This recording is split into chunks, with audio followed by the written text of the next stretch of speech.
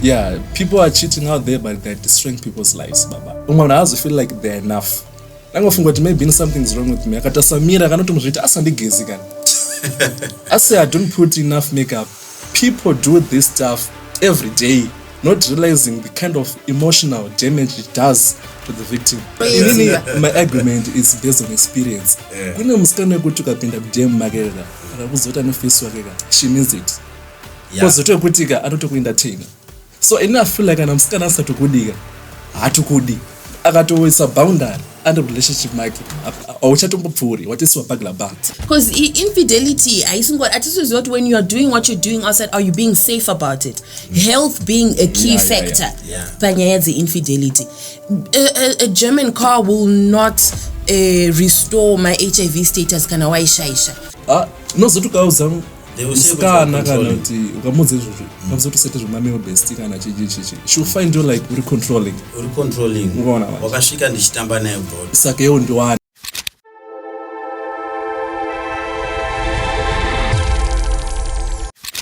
And to make sure that my infidelities, I have two of my special guests. One is that, obviously she feels happy to be a guest on another DJ's show. And I also have Alex, who is going to be helping us tackle this issue. So Alex, follow him on Reality Edge TV by YouTube. Then that, you make sure you follow her on TikTok. You just type that, personality. So guys, welcome to the show. Hey, what it do? How are you, my brother? I'm doing all right. 0774-862-340. Guys, tell us about your stories, the infidelities, zamakasangana nazo, zakasiyana.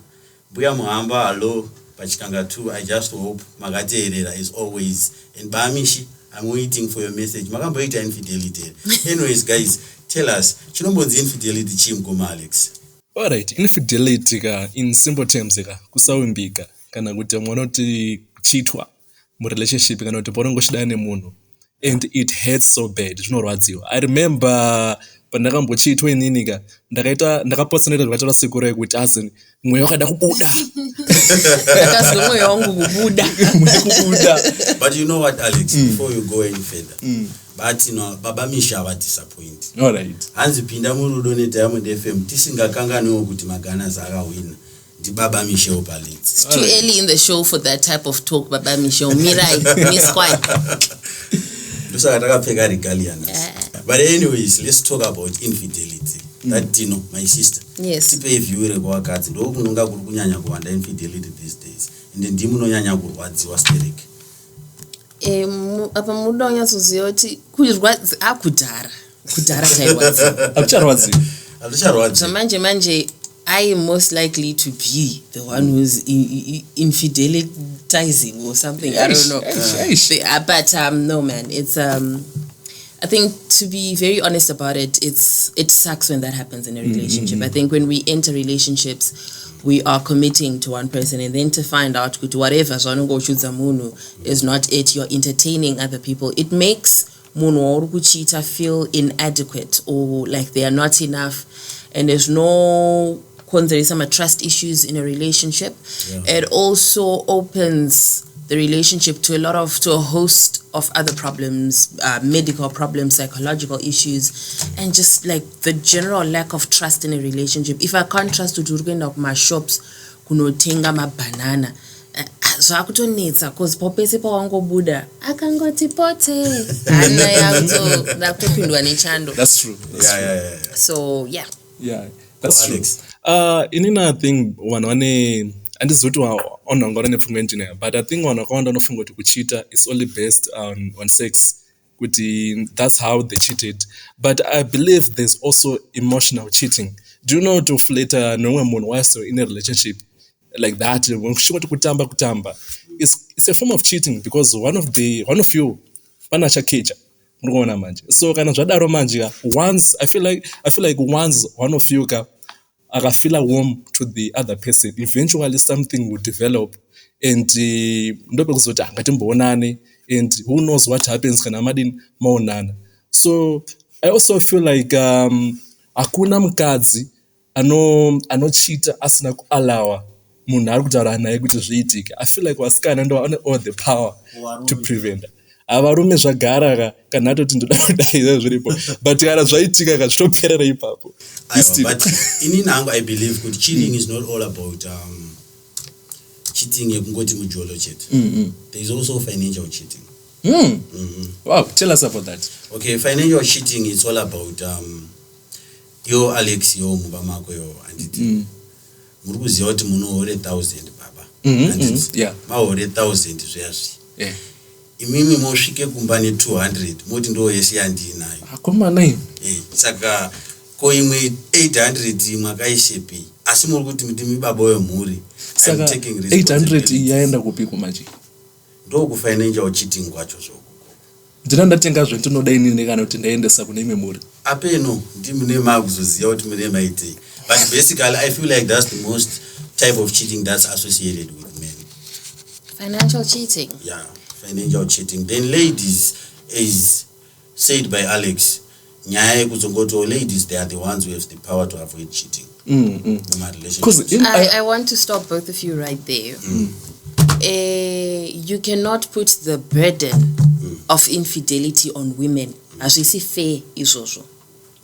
Nekuti inini, my argument panyezi is always this. Isusu sevanukadzi tinowanzonzi hanzi tiri emotional watombostaura izvo chitanga shoino hanzi vakadzi munofila more muri emotional. Saka if you guys no you are the logical gender, you are the logical supreme gender.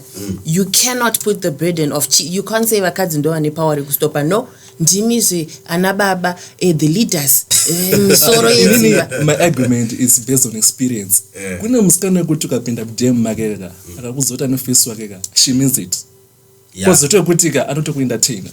So I feel like ana musikana asatokudika hatukudi akatoisa boundary under relationship make auchatombopfuri watisiwa bagla ba tadi taudza vanhu rume kuti kana munhu akati ane munhu wake iwewe unomusiya akadaro, because you can wear someone down. Wearing someone down ndiye kuti I can only ignore you for so long. Zvinoitika ndezvekutika every woman is a boyfriend, every girl is a boyfriend, every woman is in a relationship. Chero asiri mu relationship oskana wese uri mu relationship.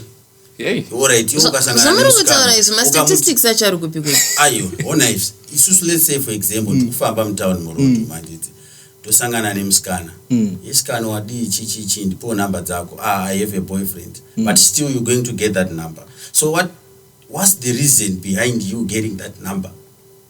If someone says good, I will tell you why. Inyaya is deeper than zvinhu zvatiri kutaura panapa. Semunhukadzi ndikanzi ndipe namba ndikaramba zvinhu 2 zvinogona kuitika. Ndakutotukwa kunzi pfambiwe handitombokuda wakashata anyways and now it's causing a scene mutown. Azvinabatindo handisati zvangu ndasakana nazvo but ndakangorambwa ndikaita kudabuka moyo. That was in 2005. Then my base is also logged in. Then Peshi Kashiri Pamfombi, all the way from Fombi, listening to them on FM. We are not only are we provincial or regional, we are national and we're also international. If you know somebody whom you would love to join in on these sessions, the easiest thing that you can do is tell them to go to www.diamondfm.co.zw and you can also connect with us from all the corners of the world from our live stream platform. So that you were saying there's a reason why they give other people I was attention. Explaining to you kuti kana inini ndichikwanisa kukupa number yangu ndozonoiblock ndasvika kumba zviri nani kuti ndidaro pane kuti ndirambe wotanga kutuka and then tiri muna 2026 people will take videos yakucirculate zvakuitwa nge pane zvinhu zviombe zvakasichitika.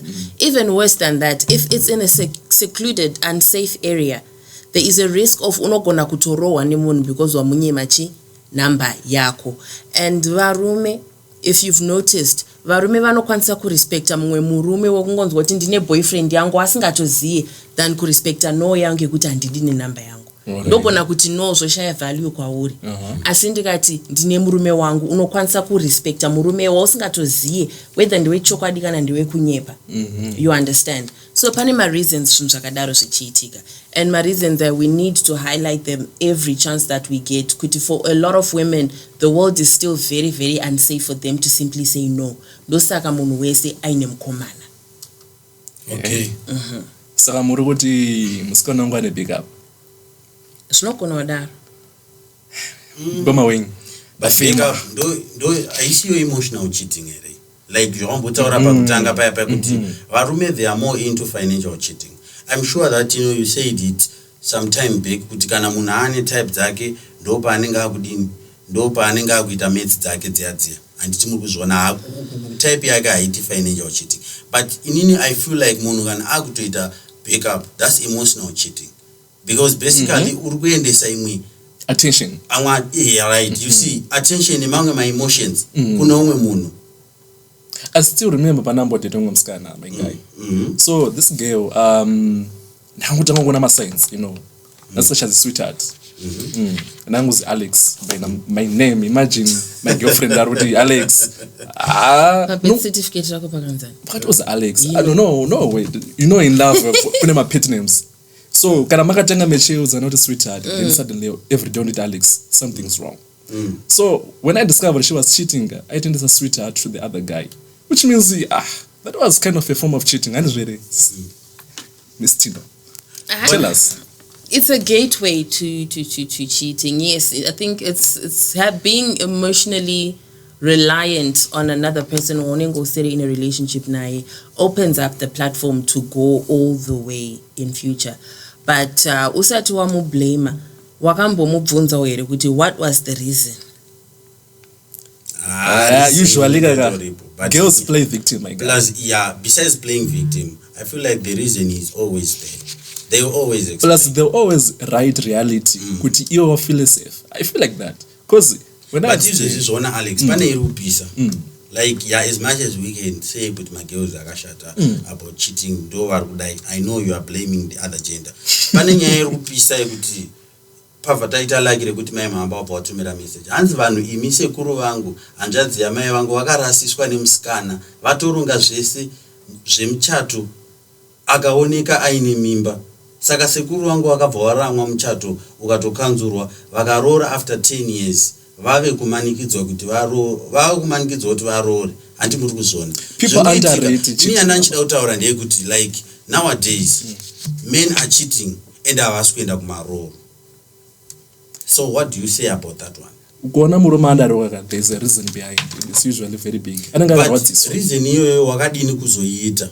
It's a form of revenge. I don't endorse it, but it's kind of childish because we spend a mariaco on that and then you don't appear on your own maroro day. It's kind of childish. There are certain ways to deal with the issue. Besides spending rasa mariaco choose on someone that you can just always leave the person. Bye. What else are bigger? So on another, if you know prove that cheating as a thing is very big. People underrate cheating. Baba me short order with cheated in 2004. Is it right? 2005. Unaona. Kuna one kutika one wari pa 2. Kuna kutika cheated nasika. It can take them months, kana ma weeks or even days. Zvinopera. They are now fine because don't worry one emotional attachment. It can last for years. Makore jecha chingoti but vakandita ningi. Zvanta ningi. Zvekuti anogara chichema even pashapinda munyu relationship ika munhu iye afeel safe anenge ngofunga zvekare uruona. So umwe munhu anenge achiteka simba kuti ndakamuchita face ndakamuchita baby uyu haarwadziwi because ndiyenya kuzviita azi demare ariradziwi chatemwa ndo chino remember urikuona manje. So people do this stuff every day not realizing the kind of emotional damage it does to the victim urikuona manje. So that's why I think it's very bad. But what about my sister? Let's say if you were a man, what would you do? About?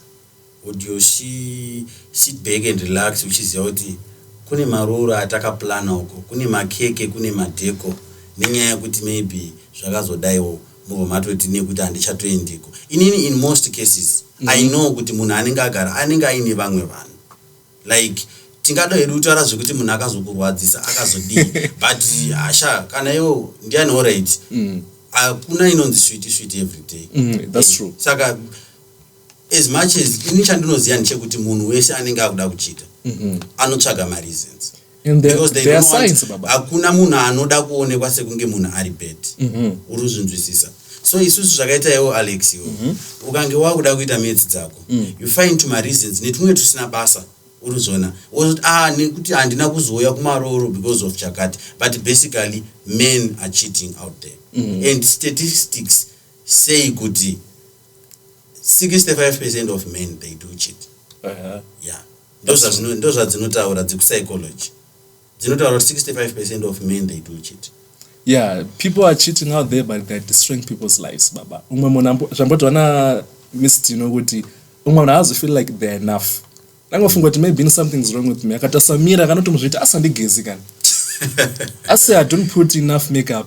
But I feel like you are slandering the cheaters too much on here, and okay, I'm not that I want to defend them or anything, but as a person who's cheated once or twice in the past, I would love to say this on record. Most of the time, yamuru fungoti cheating kana kutukudi andite. It is rarely intentional. Do you understand this? I need you to understand. Yes, I you know, yeah. You get your self-esteem destroyed by cheating, but then also for someone who's also been on the other side, I've never woken up and say, oh yeah, you know, good morning, what a fine day to hurt my partner. You don't do that. Usually when cheating happens, people are confronted with an opportunity to cheat. And because we are human beings and we are trained to take advantage of opportunities, you take advantage of that opportunity. And now to the cheated, I would like to say, usually when your partner cheats, I know the urge you would feel out, it almost never has anything to do with you. If somebody cheats on you and if there's infidelity going on in your relationship, it has nothing to do with you. Because the person has the option to leave. The fact he is not leaving or she is not leaving, you are the best fit for that person. However, as people, opportunities to cheat will always come up, and I promise you, as people, if people were honest about why they cheat, a person will tell you mukana wanga waripo and mukana wanga waripo, and I went for the kill. I went for mukana wanga waripo. But like we try to make it deep sekudaro, and it's not even that deep. The cheating is it's just people anengango wanomkana weku ngotesa top soup yasangana naye, and then he's like, how many opportunities, you know, like this are gonna come up in a lifetime, and they go for it. Sometimes the cheating is really, really, really not that deep, and this is for my once-off affairs. Something happened with this person. It's a different application altogether. Kana true kutsara zvemunhu a whole second family elsewhere. Akokwane macausation akasiyana. But on its own, we're just people presented by opportunities to cheat and hating. Yatawe collateral at the moment. And not because I don't like you or I don't care, but like rumor. This is brutal. At the moment, ayo, but ona zviri kuitika Alex ndezvekuti iweweka. The worst part is chirikuita kuti vanhu vachite. It's not kuti maybe munhu ari kubuy some relationship. Like most people that are cheated on, they are actually the most perfect people. Ndo vanhu vanotorwadziswa iwawo. Like vasikana vamwe vacho vasiri kutoroorwa, vasiri kuenderwa kumaroro avo, vamwe vacho vatori vanhu po. But zviri kuitika ndezvekuti like I feel like cheating, it comes from one's desires. Like when you are in a relationship or something, right? I feel like you have to forgo some of your desires for the betterment of the other person. More like inini ndikuda iwewe anditi. So inini kana ndichida iwewe, it means even if kuita ini affair ni top super andaona anditi rikutonakirwa nini, if it makes me happy, asi kana zvichikurwadzisa iwewe, I have to forgo it. Even chero, even ndikapuwa million wenzi alright, top super away apa robva rati million baba itai zvamunoita, anditi I have to think kuti alright, ndine munhu wangu, no matter how much bad she is, no matter how much what she is, I have to think of that person. Wayne, what is the biggest amount of cash you've seen iri panzvimbo one in your life? Iri panzvimbo one? Mari yakawanda yawakaona panzvimbo one muupenyu hwako? I think ndakaona 60,000. 60,000. Yeah. Right. My 60,000 mangana anopinda mu million, and you are telling me you can't hurt your girl just once for $1 million. Please don't lie to us on radio. but ona izvoitika ndezvekuti zvinotongoitika zviri very simple. Like most people who are cheating, it's not kuti vari kuchita because havasi kuda kuchita. No, they are actually knowing kuti zvandiri kutoita zvakashata izvi. That's why ichiona kuti some of them they even pretend, they even hold on to that same relationship yavari kutsvagira mafools. Munhu wese anachita anotoziva kuti zvakashata, whether munhu anobaka nashuga mba, because base rakakosha. You need to understand kuti for men especially chinhu chinonzi base chakakosha. You understand kuti if we look at the most high achieving men in the world, they are married. Ana Zuckerberg, he's married. Varume, they need something that anchors them down. And kuwakadzi vazhinji vachona, and I'm so sorry to say this, but vanotaura vanoti hanzi for marriage to work, usually vakadzi vanopikwa vanokurumidza kupikwa kunzi varoorwe vave. It's the most tolerant women who will stay through anything. And the marriage, especially said vakadzi, inodaka kupusa mbichana, because ukada uita mutsa ungwara marriage augarimo, unoona kuti zviri kuitwa izvi regai ndibude ndiende. So varume vanoda that, vanoda munhu wekuti wamuko anzwai ndobva ndamutengera chimota chakanopinza German make mudhara, sorry mukadzi wangu ndokuda, for the next 3-6 months zonzi Satan apinda mbamedo ande kuchechi, vanhu vari kuenda kuchechi, amai vakatengerwa wangu mota yekugerman, hatisi kudotaura mazita, mota yekugerman mundara. Waona manje abatwa pai mbanzi, inini uri kuona stand yaya iri kufen valuko, ndakunoichinjisa, ndakutoibuditsa mutrust, ndakuisa muzita rako, ndeyako baby, ita macluster house papo, mari yacho zvese ndeyako, ite zvaunoda. Abatwa handiti. At the same time, mukadzi abatwa kumba, she makes sure this man is well taken care of. Zvese zvanoda zvakaitwa, she gives him base for him to thrive. Akadzoka achiti investor yayo ari kundita sei, she's there, she's the perfect wife. That is the ideal wife. You see? Yeah. But unomuvhurira hombe wombata nemota. Oita chikuita munhu who will hold you accountable kuti zvauri kuita ndezvekushaya. I'm not going to stand for it. Because infidelity, atisiziva when you are doing what you're doing outside, are you being safe about it? Health being a key factor. Panyaya infidelity. A German car will not restore my HIV status kana waishaisha.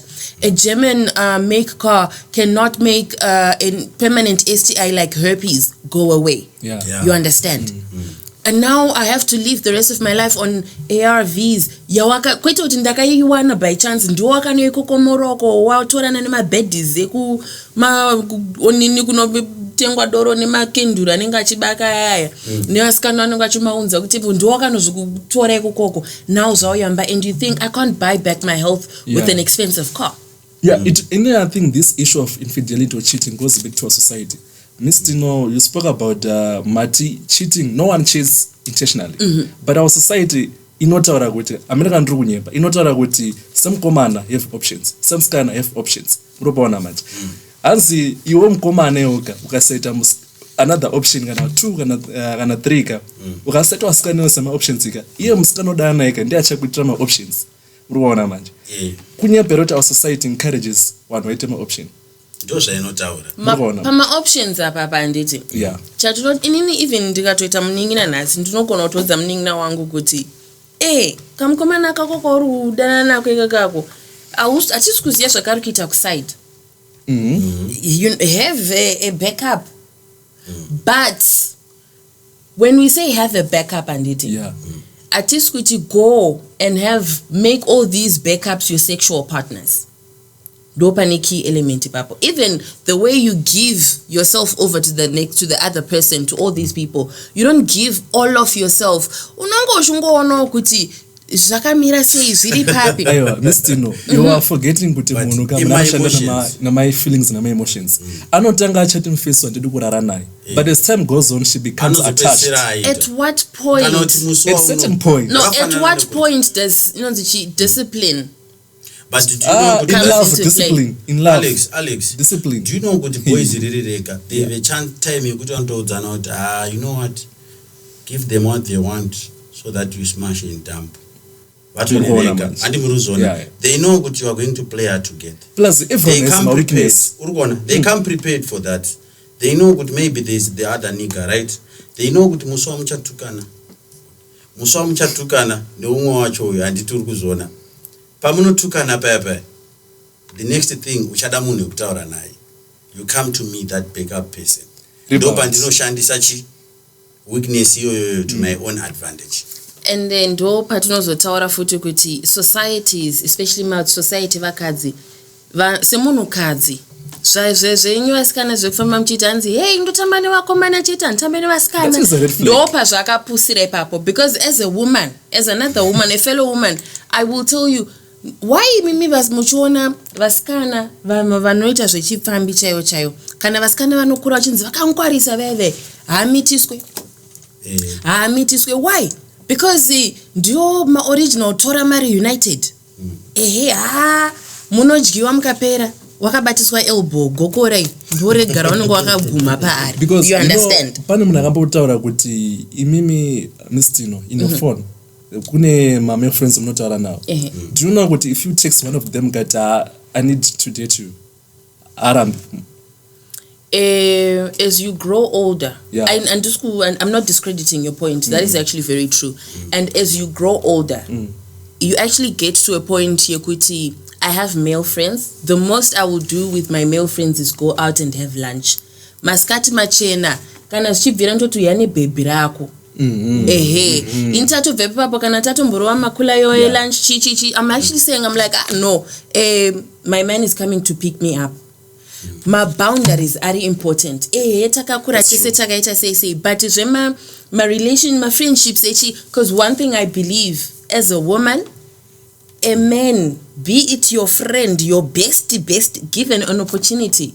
Given an opportunity, he will try his luck. He will try. And if you are weak, he will win.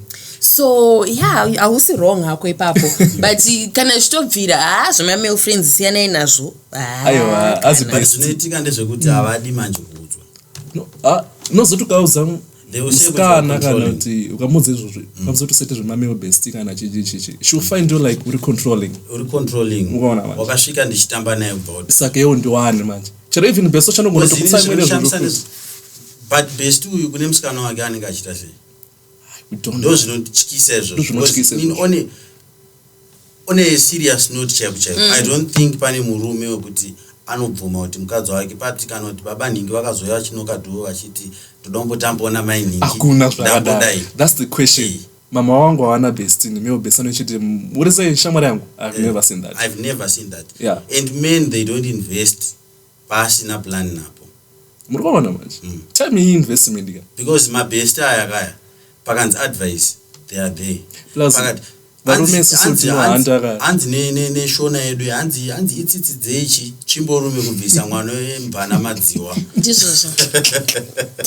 Pravenge chinangwira mudaro. Saka is strategy, game plan ndio inenge ichisiyana maybe.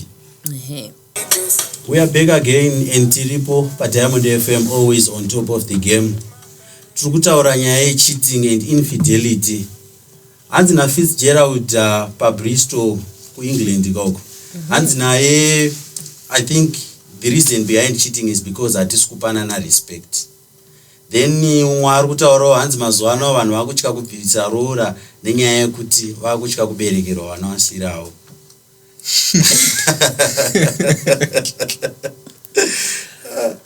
It's true, my guy.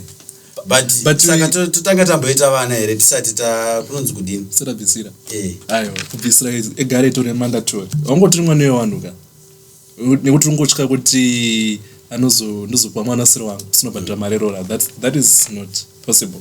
But what we can do ka like zvatira brother wedu ari kuengland kupanana respect. Ndikakupa respect inini kurazoti inini kandikuda newe ndrewako I'm all yours. So tinotaura na DM kuti I'll be with you till end of time chichichi and so on ka. You should respect that. Kwete ndonenge ndakaposa. Do you know kunde kuti vamwe vanhu vakomana kuti vasikana vakaona kuti ndiye wake ari unasomuratidza rudo kaka anoenda kuudza mafriends ekuti my guy show me that guy ka ari mapalmo ari mumoko mangu uri kuona manje unotoneka sokapusa ukaratidza munhu rudo umwana bvati vakaperera. Saka I think it's important kuti uziye kuti mudiwa wako anokuona sechinhu chakaita sei before you go any further in a relationship. Because pane pamwe pekuti you are trying so hard kuratidza munhu rudo but that person is seeing you as a fool. It's an opportunity. So, saka ari kutoona raramo yako pauri.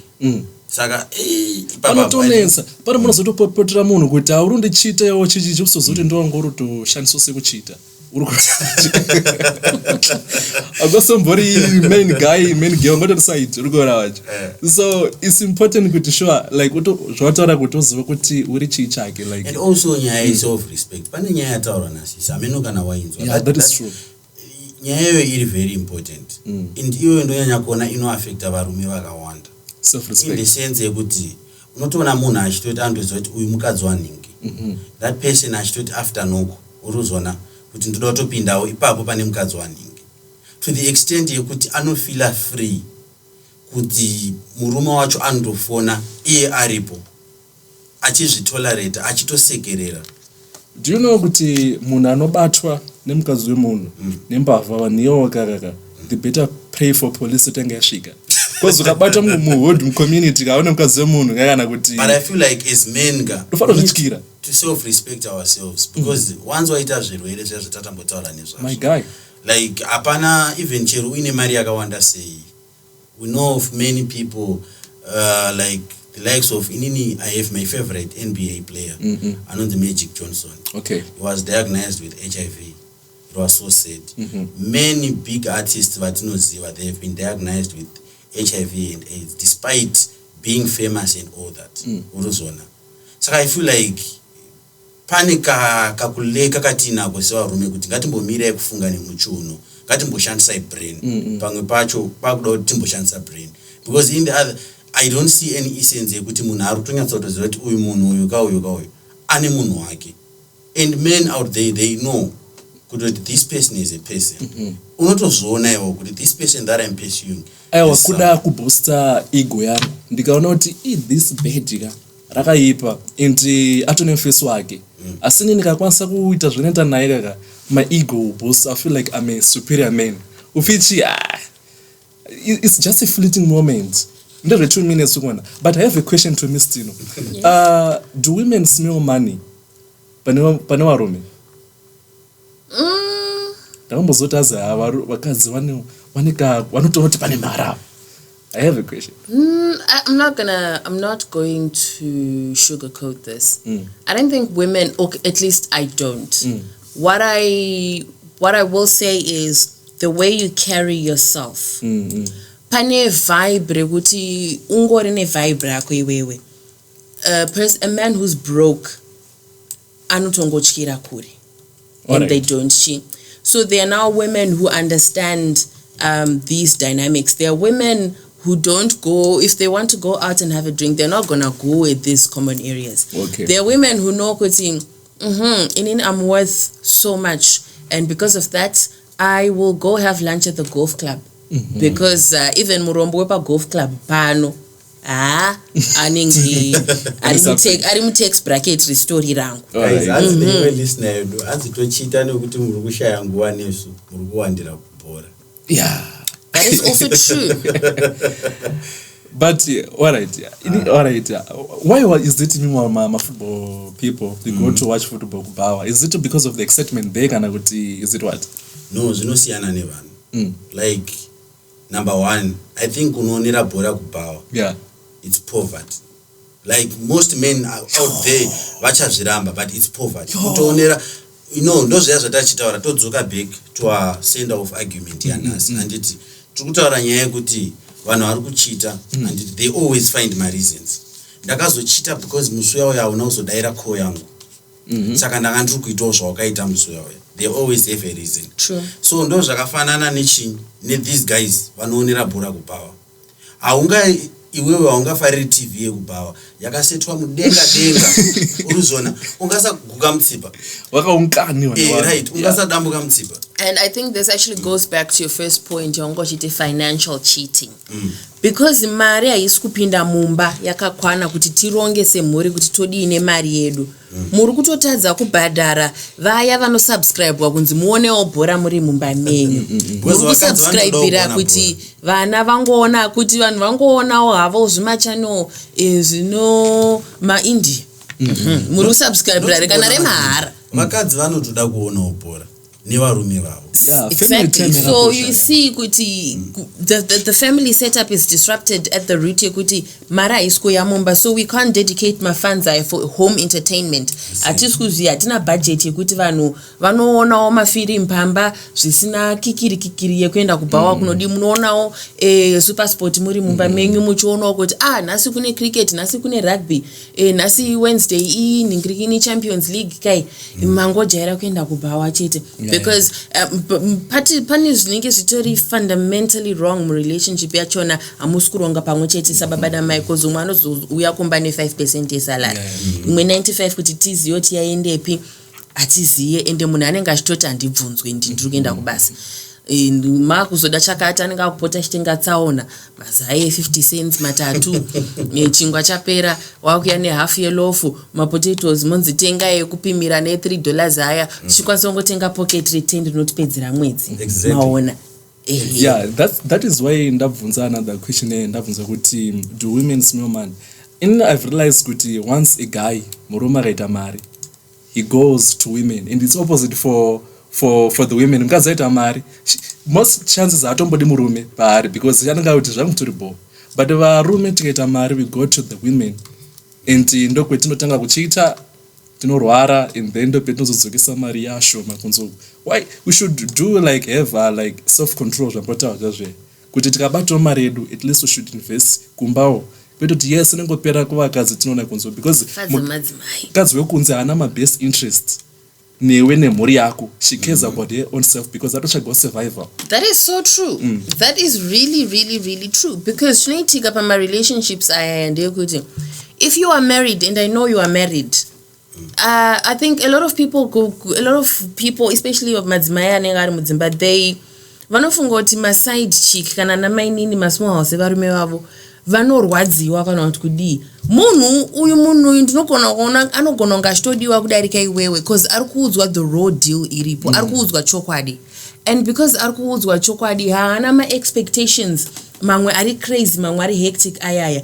Ari kuziva kuti zvatiri kuita izvi zviri temporary. After a while I'll never be first preference yemunhu uyu ane mhuri yake kare. What I need to do is pa limited time yandinayo. Yeah. Kutori nema sayings anonzi never leave a relationship without anything. Nofanira kubuda imomo une chaunonongedzera kuti ichi ndi Marcus, uyo ndi Joseph, uyu ndi Tinashe, uyu maketen anodhura ndakazoisisa maketen rods ari msida kustand kwanguko ndi Munashe, zvakadaro because maside chick kana maini wenyu varuziva kuti hazvisi zvema till death do us parties. Ndezvekunge wazisangana nemumwe musikana akanaka kudarika inini oshandisirwa mushonga odyiswa ofuratidzwa, but by then ndiri kufanira kunge ndadzora kuona kuti ndabva pafoundation ndasvika pawindow level kustand. Waona andiburitsa muchipipipi chandinacho ndapindawo mune iri nani. Aiwa muri kungowanda yenyu, but nyaya ingoripo ndeyekuti maside chicks they know kuti varume vandachi ende vakatraina panyaya idzodzo. They are submissive, they are what stuff, whereas manje vakadzi. But on the other hand I don't blame vakadzi vemumba because they know kuti kwatinenge takabva handiti muri kuzviona, and they know kuti kwatinoda kuenda ndekupi. Saka sometimes ari kutraya kuti ngatimbodaidai ngatimboita zvakadaidai, uyo akuchiti iwe shamwari ndoda kumbonakirwawo ndoda kumbodaidai. But on the other hand, I feel like cheating is all about respect. But in mvunzo kuna listeners, even to you guys, why is it we stop doing the things? Inasana mborora, I'm not married, but in mvunzo, why is it that no mira zvataiita relationship, tawo marriage? Because we are now married. So in ancha kupa affection mukadzi wangu manje. All right. Affection ikai. Aiwa ngatibvisewana apa. All right. Tambotaura nyaya kuti tiri two handiti. Handiti tambotaura kuti ukaita backup, you are now emotionally cheating. Yeah, that's right. True. Yeah. Ndo zvakaita sevana. Vana to a certain degree level, they do take some of the affection. Yeah, to the extent yekuti iwewe Alex iwewe kana wanga uchida kutengera mukadzi wako flowers. Sometimes let's say nasi maswera muri baba mawana $5 ndo yamawana. When nyaya affection is far-fetched. I think nyaya inoitika ndeyekuti musikana chim relationship mukoma chim relationship ka. Tinati chichena man, tichigeza. We'll be doing our best kuti tionekere. Tell marriage we relax. Ndo chokwadi. We don't relax. Ndikaona kuti mukadzi wangu achaiti izvozvo kaka. Ndichaona mai panesidho, ndichaona mai muhood. Who is always on point. Unoona manje. Zvino umwana gonoti akusagusikana, but no. Ichokwadi. Tiri papo anditi. Waona mai vemuhood vakachena kana kuti kuita sei. Do you realize how easy it is to love someone who warukusangana naye mustreet atogeza kudhara atopoda atokwesha mazino ake than munhu that you're rolling next to in your bed every morning. Pamwe pachona also another key factor is marriage now yani ma responsibilities. It's easy kudanana chiwirira neyo uchibvomba kwenyu wakaguta nchibvomba kwedu ndakaguta. Tasvika panapa takuti urikuti kubasa this time zvakadhakwa atina chekudya. Apana mna nokusekerera ine nzara, you understand? And now zamune makaudzana mchibelievesana zvazve I'll take care of you, I'll chichi. Now I'm thinking kuti pamwe wakandinyepera only because it's a rough patch. So marriage comes with added responsibility. And sometimes people are not equipped to handle that. All right. Number two, there is a level of familiarity inova increased. In pane saying echirungu inonzi familiarity breeds contempt. All right. Kana chinhu chikana tikanyanyo jai even mushangwari tikanyanyo jairirana nopesi wasingachone value yemunhu because angoripo nyango ndikaenda sei ndikanojalanja ndikadzoka na 4 hapana kwaunoenda undoripo. So pane kakurerutsana katinoita marriage. So because we now know kuti hapana kwari kuenda anozongodzoka. But you know keep the fire burning our man. And it's real. As rudo moto takura kaimba. Kura nekukuchitsa. Ayo moto haro rudo anditi. But on the other hand, my sister is true because zvakangofanana nekuti let's say for example vanhu vane over kana kuti let's say 4 years vachidanana. Those people you can find kuti ma boundaries kune vamwe vanhu vane 2 months vachidanana. To them they can cross them. No. Unosaka. Saka ayo like you tineka tendency kekuti we don't value what we have. Uruzona. Those zviripo zvakafanana nekuti yo Alex wewe uine $3 you can afford kusiya sugar mtown. Uchienda kumaraini uchisvika sugar iripo pa tuck shop kumaraini because it's there and will always be there. But kana pakasvika time iyaye kunana takangokura tichingonzwa zviriko kunana 2008 kwekuti hupfu wainzi ukatoona pahuri chero wanga uri kutoenda kunoita maths dzako waitombosiya zvemaths dzako kutombomhanya pane hupfu. You see, ndo zvakafanana nemarriage. Think of it as you are married for 20 years, that person has been there chi. So you now don't feel the need to kuramba uri smart upkeeping yourself. No, but what I'm against is relaxing. Alright, even chero mukadzi akachena sei anditi kune here mukadzi wawo wakaona iwewe. Let's be truthful and about this one. Waunozoti mukadzi uyu achageza kubva matanga kudanana aine 20 years kusvika ane 50 years uchangomona akachena akageza. Ma reasons aya kuti hanza achacheni achadai. Ma reasons ekuti vanhu they will be trying to cover up for their reasons of cheating. No, like a person when you talk about smartness kamkwamangu angati inini right now usikana wangu maybe anopfeka matrousers she's anopoda chidi ndoramesha expect maybe akuma 50 years. It's not realistic, but kune smartness nendra nema level age munhu ane 50 years mukadzi her skin will be okay. Echigena sogeza. Echingoti hembe dzake dzakanasoainwa zvakanaka. Chirasa chapfeke majina aipfeka ya matrousers ichi. Nemasketi akananga akareba whatever zvapfeke zvinhu zvakaainwa. Iye achinasogeza. Ndio ndoti smartness iyo mudara. Atisotaure kuti ari kupoda kana ari kupfeka majina. Vanhurume vanokwanisa kutaura zvauri kutaura izvezvo vachidimanda inonzi the level of upkeep nemudzimai wake. Munhu wekuti munhu yeye can afford kuti mukadzi wake anoenda unogadzirwa nzara pamwedzi, anoenda kumamasaji kana achifila kuti I have a lot on my mind, anomboendeswa kugomoko ombonomasajwa ikokoko.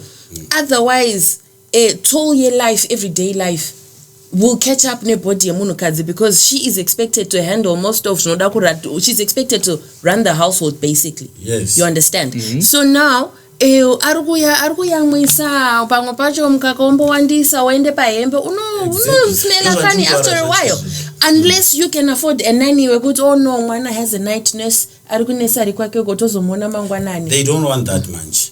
Because inini zvagara muri vanofanira kutobatsira mukadzi ukonoti ndo varume vaya vari kuendesa vakadzi kumagym 840 kuti wazokura dumbu wazodai obviously zvirakura because makazvarwa makapinda vanhu 5 kawo andiruzona but onzane kuti wazodai hauchacheni zvazodidi. Anyways, your last words Mkoma Alex before we close the show. My last words is that amanaka cheating ka inorwadza. Don't be someone's point of pain kuti akangokufunga suka anovhunduka. Unaona kuti mumwe munhu akapinda relationship ika anenge kutya so kuti amana anenge ari insecure kuti uraite munhu zvaindoflame uyu asi pakona umwe munheri kana kuti zvasati reply message apa asi nomwe munheri anongo reply chiri kuitika. Don't be munhu akadaro kana udana nemunhu ka just love them and be honest with them. What about that, Tino? Yeah. First of all, if a person cheats on you, in most cases, it really has nothing to do with you. It's not that deep. Zvinenge zvangu angosanganawo nazvo mukufamba but akashoma kuti munhu anobva kumakwake akaplana kuti nhasi ndiri kunochita akana. And I don't know, stay safe out there. Plus cheating is a choice, Baba. So it's a mistake. All right, it's okay. There you heard it, our listeners. Anzine Namkoma Alex, cheating is a choice, and also that gave us a clear message. And stay safe out there. On that note, we are going to close our show, and from 10 p.m. that we'll make sure that you guys are covered. So make sure you do stay tuned. Musati Zapata Diamond FM.